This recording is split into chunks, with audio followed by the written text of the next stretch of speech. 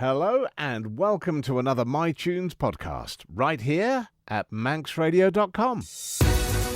Marc Tyley, the nation's station, Manx Radio. Just a week or so ago, a band called Bad Reputation filled the Promenade Suite with Thin Lizzy fans and delivered a night that I, for one, will never forget. One of the guitarists up front and playing his little socks off was Alex Duke, and he's with me today. Alex, welcome to MiTunes. Hello. Thanks for having me. Oh, it's lovely to have you there. What a night that was. Was it as good for you as it was for us? It was, yeah. Yeah, it was massively enjoyable. I mean, it must be great to play a headline in a nice venue like that with a crowd who just couldn't believe their ears. Yeah, it was great fun, like the turnout. I mean, we thought there'd only be we weren't sure we were going to sell it out, and then I think they ended up selling a few more than 200, so couldn't have asked for anything better, really. It was a magical night. Learning those songs, I mean, it's very difficult being a tribute band, because you've got to play them like the originals. You can't really say, oh, we're doing it our way, because people say, oh, it doesn't sound like it. Yeah. Tricky. Exactly. It is tricky, yeah. And I think one of the things I noticed is, you get Live and Dangerous, which is in that sort of E-flat, not to get too technical, but it's in that E-flat tune, and whereas a lot of the songs were standard or they were all over the place, so we just decided to have standard tune, and I think any harmonies, they've just got to be right, really. It's got to be a Les Paul plugged in into a Marshall S type thing. But a lot of the solos, when you listen to Live and Dangerous or the studio albums, that they were improvised a lot of the time. So there's always scope to play around with it, which is always nice, really. I think people are in danger of forgetting just how many big songs those guys put together. A catalogue is enormous. Oh, massive, yeah. And it was so different. Like they were chameleons, really. Yeah. Look at their oldest, their earliest stuff with Eric Bell, Whiskey in the Jar, and then going into that sort of Gary Moore era, Nightlife. It's and then onward to Scott Gorham and Brian Robertson, and then John Sykes later on. Yeah, of course. Just really different. Totally different departure, that was. Yeah. Looking at all those guitarists, if you had to pick a favourite out of all those guys who have played with Thin Lizzy, who would it be? That is really tricky. I think for consistency, it'd just be Scott Gorham. I think he was like the glue, and also how melodic his solos were just incredible. As much as I love Gary Moore and all his work he did with them and his solo stuff as well. Just as Brian Robertson, all very different players, but there's something about Scott Gorham with his it's that like melodic. I notice you're growing your hair in tribute. It's coming nice and long, Alex. It's getting nice long. It's about halfway. Halfway there, yeah. Although his is shorter now. His is much shorter. It is. Yeah. It's more like yours now. It is. Look, we'll talk a little bit more about that. I want to talk a lot about the some other projects, but I want to go back. When did you first pick up a guitar? I'm pretty sure I was about 13 or 14 years old. I can't really pinpoint it, but I was really into video games when I was younger, and you probably heard Guitar Hero, and I think that was the thing where I was playing Guitar Hero one day, and me and my sister used to play it all the time, and one day I just thought, what, I'd like to do this properly rather than playing a plastic guitar along to these tunes. I just decided, and Mum and Dad bought me my first guitar. It was a Squire, one of those starter packs, and came with the amp and everything, and just took it from there, and had a few guitar teachers. I think the first one was probably Peter Lund, you might know him. He sort of taught in the schools. Okay. Chris I know Corlin. the name. Yeah, well. Chris. Yeah. Mr. Barry Nelson, probably know him. Yeah, he's been a guest on here. He's been sat where you are. Oh yeah. And so has Val. Val. Oh, They both have. Great. Yeah. And also, Carlos Garano as well. He was a jazz teacher, which I didn't quite lend myself to jazz enough, really. Jazz. When you start getting into jazz, you got there's an old joke, you probably know it.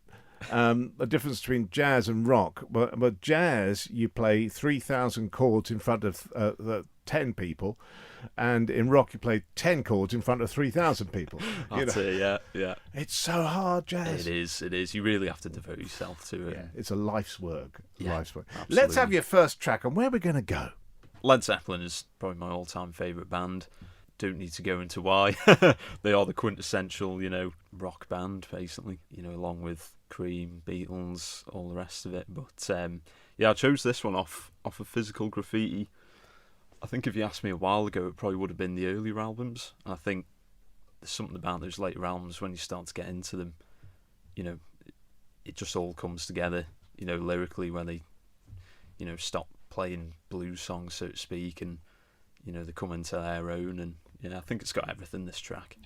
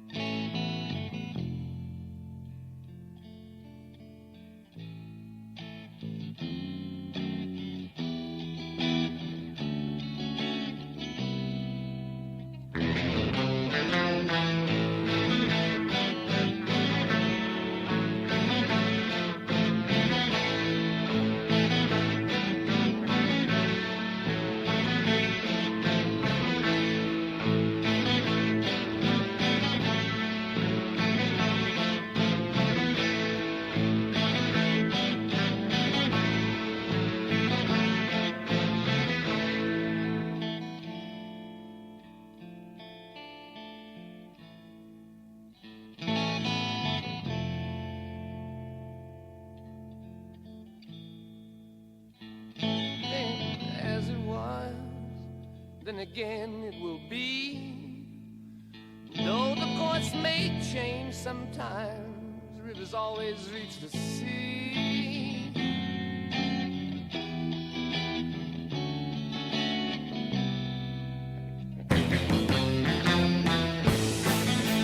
Blind skies of fortune, each have separate ways. On the wings of maybe,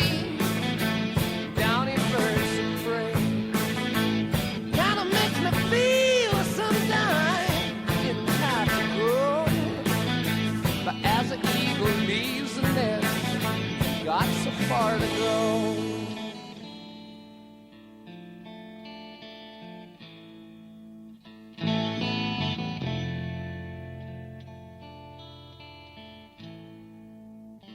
Changes fill my time, baby, that's alright with me. In the midst I think of you and how it used to be.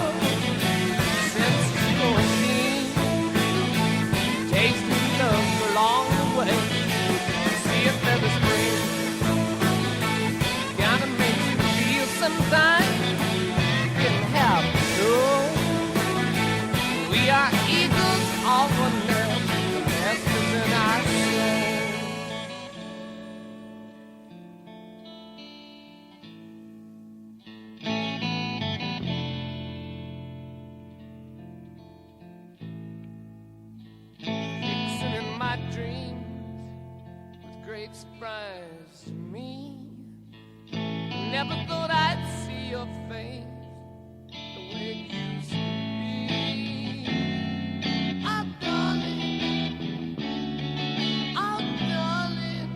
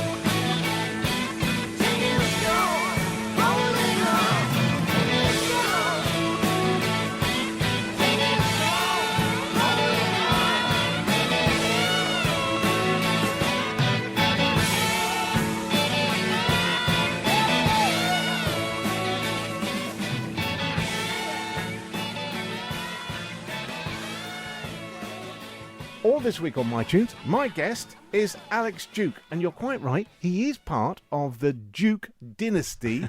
So I'm going to ask you, because Jeff was your granddad? Yes, correct. Grandfather? Yeah. Right, okay. Was there any time you thought, well, I'll put this guitar down, I'll get a motorbike? I think I always liked motorsport in a way, but I didn't really take to it probably like my dad or uncle did with the bikes. I didn't get bitten by the bike bug, so to speak.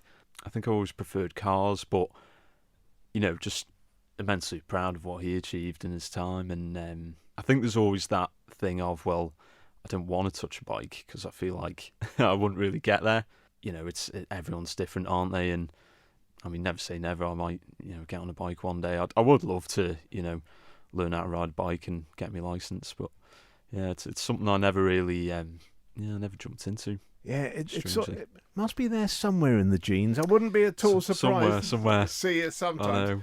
Now, you mentioned at the beginning of the week about the Les Paul, the Gibson Les Paul, quintessential Thin Lizzy sound. I mean, is that the guitar of choice for you generally, or do you move around a bit? I do move around a bit, yeah. Most comfortable on Les Paul, I'd say. They are easier to play than, you know, your Fender equivalents. But yeah, it's just the sound, isn't it? You know, it's that early Eric Clapton Cream into a Marshall. It's fat. It's got everything. When you're playing original material, Yes. you've got a whole palette of sounds out there that you can try anything, I guess. But when you're playing something by a band, let's go back to Thin Lizzy, you've got to really try and get that sound that people will recognise. Is that hard?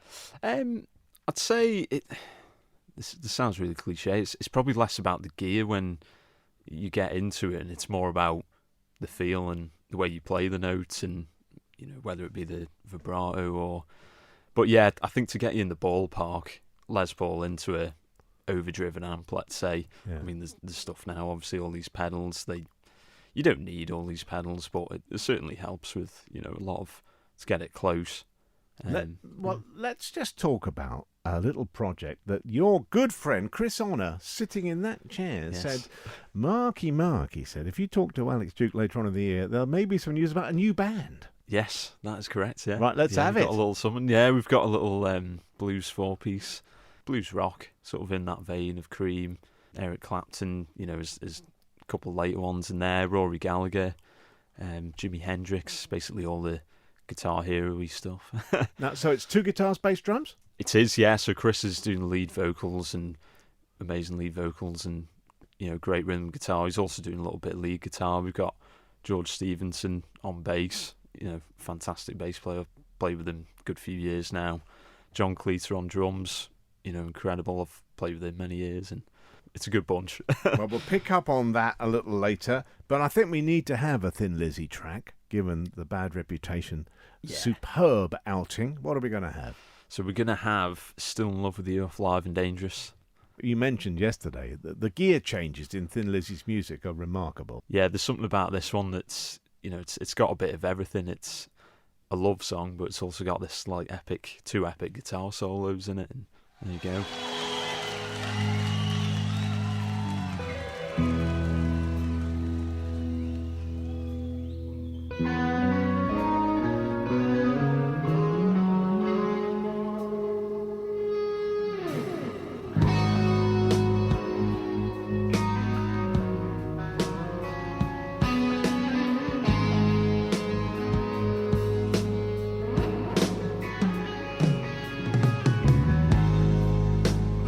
think I'll fall to pieces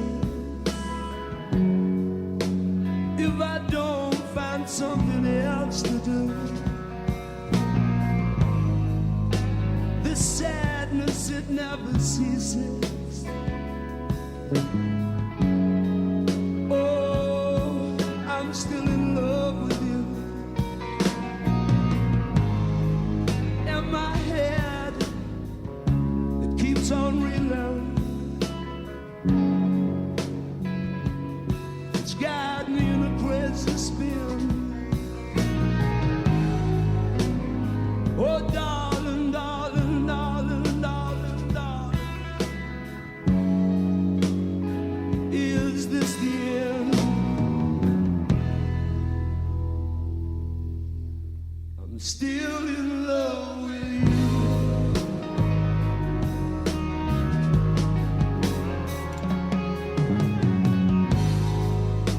You know, some people out there are saying time has its way of healing. It can dry all the tears from your eyes. Oh, but darling, they don't tell you about this empty feeling. You know I can't disguise it. After all that we've been through, I try my best, but it's no use. Ooh, I'm gonna keep on loving you. Is this the end? I'm still in love with you.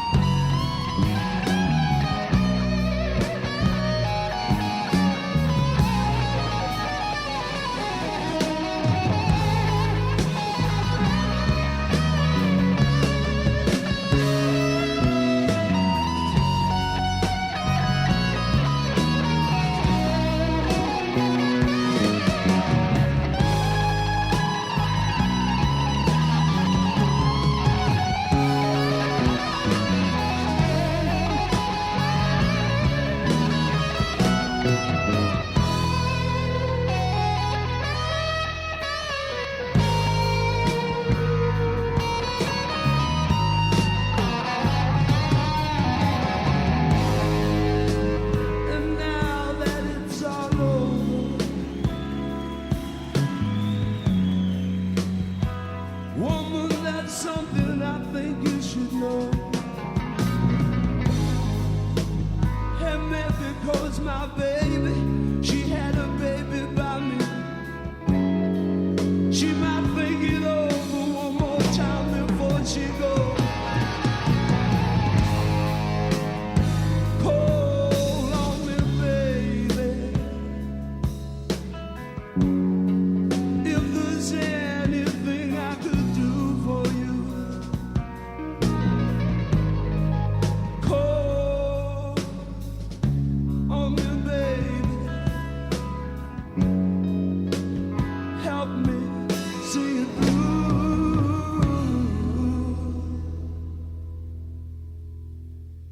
I'm still in love with you, know.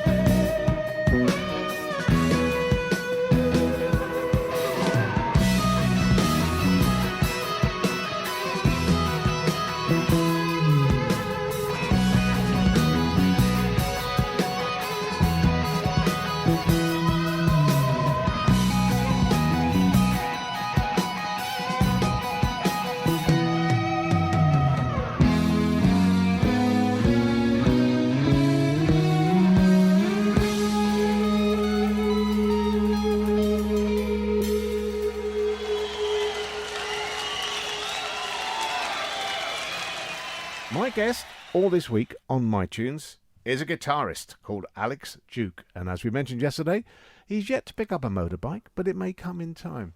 You've not got a license even. I couldn't believe that. I know. I think I'm the only person, apart from my sister Kirsty. She hasn't got her license either, but everyone else has got a bike license. It's seriously can't believe I that. know. I need to pick that up.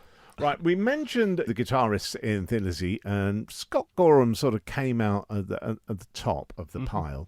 Looking around at the world of guitarists, name a few that you really think that person is special. Who's out there for you? I'll just kick off with Go on. Eric Clapton.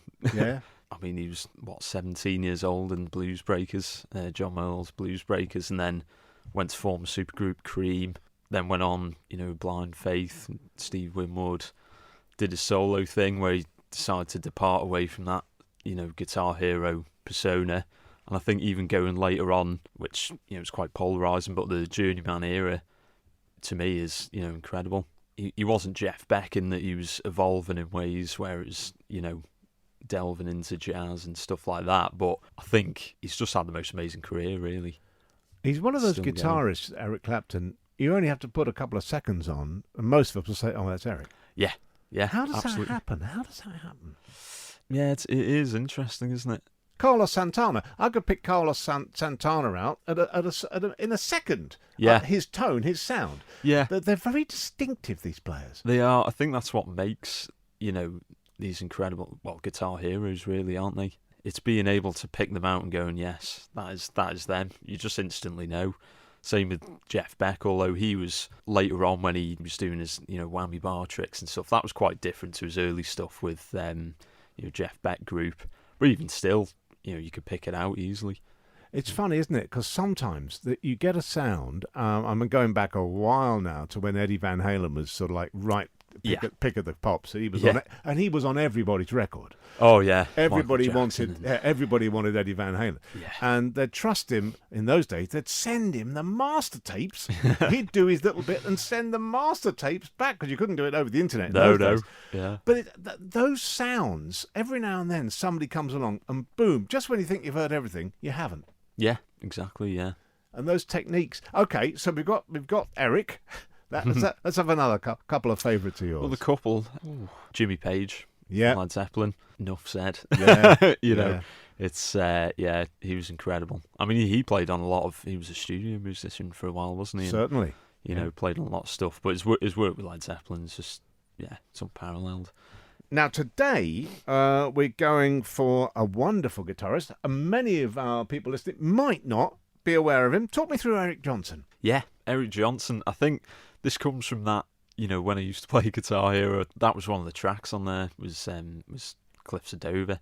And only really later on, from me and Chris sort of, probably similar time, got into Eric Johnson and that sort of a Via Musicom album.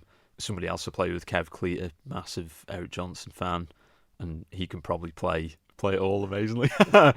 It's a weird thing. It's only later on I've really got into that sort of very technical aspect to guitar playing, whereas the Eric Clapton side of things is probably a lot more blues based, and whereas, your Eric Johnsons and, all the guys through the 80s, the hair metal onwards, Eddie Van Halen as well, I think he really, pushed the boundaries in terms of guitar playing. But there is something about Eric Johnson, it's so precise and, amazing tones. Right, this track, you've mentioned it already, Cliffs of Dover, yeah? Yes. Here it is.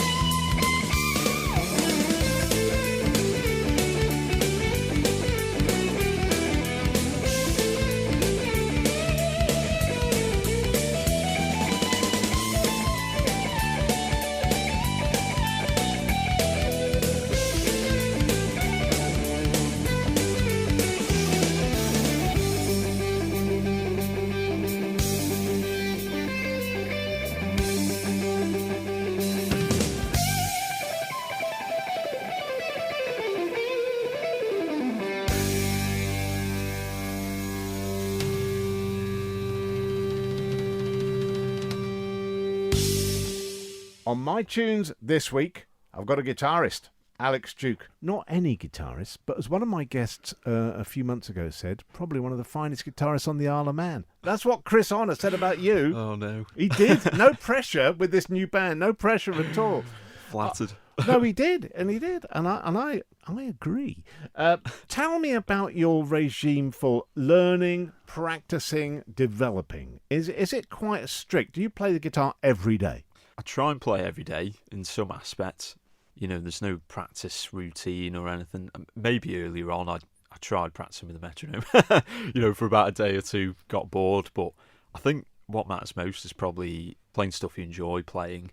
I think you will always improve if you're just listen to albums, listen to records, and just try and get that stuff right. Starting off with tabs is all great.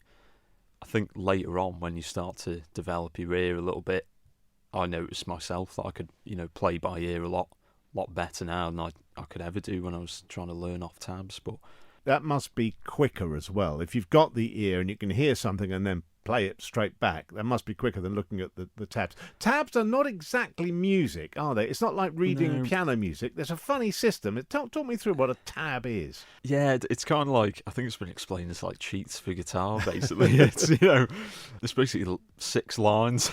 Yeah, so it shows you where to put your fingers. Yeah, it does, exactly. Yeah, but it doesn't tell you what finger to put where, or a lot of those tabs are wrong in that they're in maybe the wrong place, or if somebody's not quite got something right, you know, they've not picked it up by ear properly, then you've just learned the wrong thing. Yeah. And I think that's where your ear comes in that it's almost better in that aspect of, you know, playing by ear, getting the accuracy down and sorting it out. Exactly. Let's talk a little bit more about this new venture. We touched on it earlier in the week. Remind me, it's you and Chris Honor, on 2 guitars. Who's on the bass again? George Stevenson. George. And drummer? That is John Cleater, yeah. John Cleater. John Cleater of many bands. Of many bands fame. Great singer as well. Yeah. Yes. Right. It's good to have an extra voice in there. It is, yeah. Absolutely. Very, very good. Yeah. So Take all we can get. The gigs, are they being scheduled? Yes, they have. We had to reschedule one in September, so I think the first one, I'm pretty certain, is about 20th of October. I think there might be another one at Quids in. The Railway Douglas. I mean, we'll put it all, we're yet to put up a little Facebook page and obviously do all the advertising, but that'll definitely be out there shortly. And the name of the band we're looking out for? Dirty Berts and the Sherbirds, or just Dirty Berts and the Sherbirds. I can't take too much credit for that one, that's all Chris. No, well, he did mention this. It's ringing bells now. He said he wasn't very good with band names. I said, well, no, yeah, well, I'll leave that out there. Yeah. Dirty Berts, yeah. With an S, and the Sherbirds. Looking at the music you're playing, you're pulling it in from blues rock all over the place, yeah? Yeah. We mentioned Eric a lot. Who else are you dragging in there? Rory Gallagher. Yes. I think he's another one. Again, I've probably only picked this up sort of in the past few years. I think he does go quite understated in... He's definitely not understated in, you know, his guitar playing and, you know, songwriting and all the rest of it. But, yeah, I've probably only picked it up on him the last sort of 4 or 5 years and realised how amazing. Did you ever see when Davey Knowles jumped on with the band of friends, the surviving members of Rory's band? Yes. He did it in America. There was another guy who did the European tour. Now, I never got to see Davey doing it live. I've seen YouTube on it, but it was a lovely tribute to Rory Gallagher. Oh, amazing. And wonderful to have Davey doing it. I mean, Davey is... You can tell he's a Rory Gallagher aficionado. Yeah. Just an incredible player, and he is our ambassador of the Isle of Man of guitar playing. Absolutely. We are going to finish the week with a vintage track. I think you said probably influenced by your mum? Yes, yeah. She's a massive Stevie Wonder fan, among other things. And, I think early on she would always play a lot of Stevie Wonder stuff, a lot of Motown stuff as well. I seem to remember this one floating around in our CD cupboard. And then I actually stole it for my car later on when I passed my driving licence. Well, listen, good luck with the Dirty Berts and the Sherbirds and any other Bert that happens to rock up. Fantastic. We'll finish the week with Stevie Wonder. It's been great, Alex, and thanks for coming in. And thanks to everyone in Bad Reputation. Stunning night again. Cheers. Thank you for coming, everyone. Here we go. This is He's Mr. Know-It-All.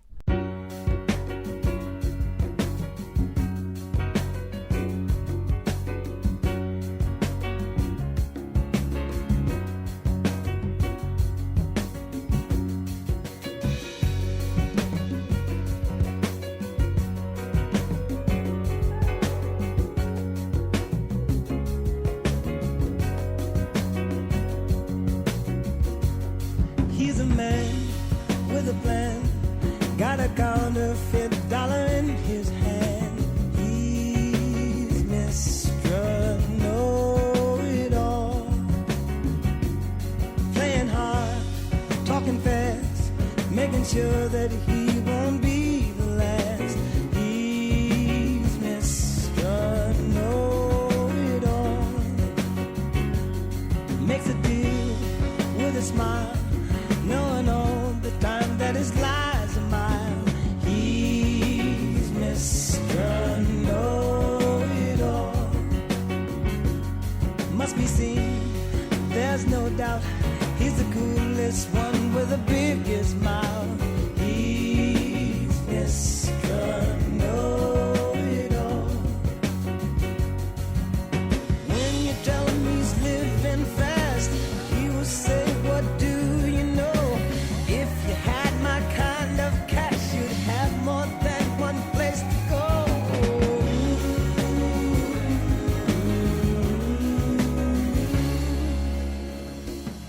Any place he will play, his only concern is how much you'll pay. He's Mr. Know-it-all. If he shakes on a bed, he's the kind of dude that won't pay his debt. Oh, he's Mr. Know-it-all.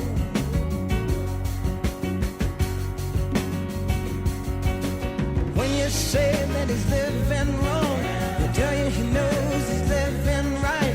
And you would be a stronger man if you took Mr. Know-it-all's advice. Oh,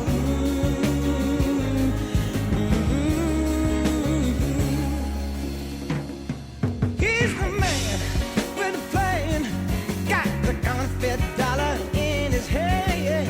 He's Mr. Know-it-all. Take my word, please beware of a man that just don't give a care. No, he's Mr. Know-it-all.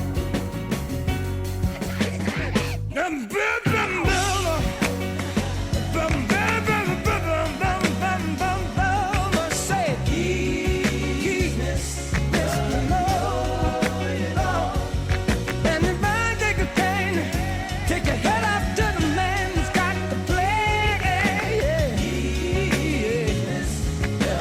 Know-it-all. Everybody take your hand now to the man who's got the play. He's Mr. Know-it-all. Give my hand to the man that you know has got the play. He's Mr. Know-it-all. Yeah, to the man that you know darn well has got the super play. He's Mr. To the man that you know damn well's got the super play. He's Mr. Know-it-all. If we had less of him, don't you know we'd have a better land? Yeah, Mr. Know-it-all. So give a hand to the man, living off as much as he can. Mr. Know-it-all. Take the phone now. Know-it-all. Hey, talk too much, you worry me to death. Stevie Wonder classic, the choice of Alex Duke, but memories of his mum's CD collection. Alex, thank you again. Lovely to have you on MiTunes. I'm Marc Tyley. Keep popping back to Manx Radio when you can, especially in the morning, 9:30 to 12. Always nice to have you there. Hope to catch you soon.